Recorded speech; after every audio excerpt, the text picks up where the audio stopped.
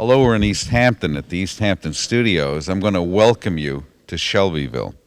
And I have, this is the fifth time or the fourth time that you're here, Kim? Well, it's actually the fifth. This is my fourth film I've directed here at the festival. And it's unbelievable that, you know, you're so talented, and we're so blessed to have you come back practically every year. I mean, it's amazing. But Kim Snyder, and she's a director and the producer of this wonderful movie. And it's feature length. It's a hell of a movie. And I'm going to, without blowing the plot, I'm going to have you just give a thumbnail plot summary of what Welcome to Shelbyville is. Okay, well, about exactly 2 years ago, I set out for a small town in the rural South in Tennessee, south of Nashville, called Shelbyville. And I documented a year in the life of this town in a period that I think was really much a microcosm of changing America, and specifically looking at issues of immigration. This is a town that has not different, but not unlike a lot of the hot button issues we've seen here in Long Island. It's right in the central to the Bible Belt. There's a lot of... Yeah, it's a stone's throw away from Pulaski, which was the birthplace of the KKK. So there's issues, historic issues of race and segregation. And this is a town that in the 90s saw a lot of Latinos, mostly Mexican Americans, come to town. And then more recently, about 800 Somali Muslim refugees, displaced by civil war, and come to work largely because of a local chicken plant. So it's really how the town and regular folks are moving through that issue. And in some ways, I think it's Shelbyville and the town is a really interesting lesson.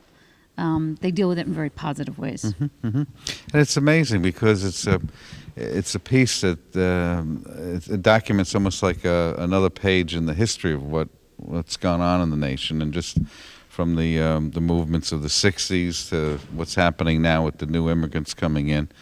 And you know, it's amazing and very compelling. And you shot this thing in how many weeks did it take you to do A year. A year. I shot it over a year. And really what I wanted to capture is this idea that, you know, obviously we are a nation of immigrants, but the last largest wave of immigration in the early 1900s, when a lot of our parents may have come, you know, it happened in large cities for the most part. Right. And what's happening now that's different is that these waves of immigration are filtering into small rural towns in America. Right.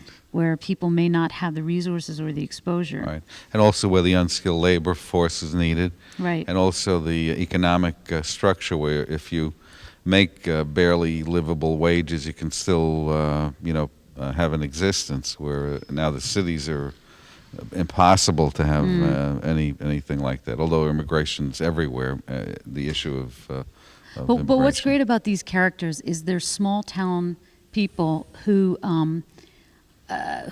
aren't really thinking too much about political correctness. They're just saying what they feel, and it's kind of refreshing. They're not trained advocates. They're just people who are sort of looking back at, you know, what was this nation founded on, and where did our parents and grandparents come from, and it's interesting. Right, it's amazing. In one way or another, we're all visitors here, and it's like some people climb up the ladder and then they pull a ladder up right after they get to the top of the where they're going. And this is a nation where you know, the tradition's always been to extend the hand so that the next people can come up a rung or two, and that's what built the nation.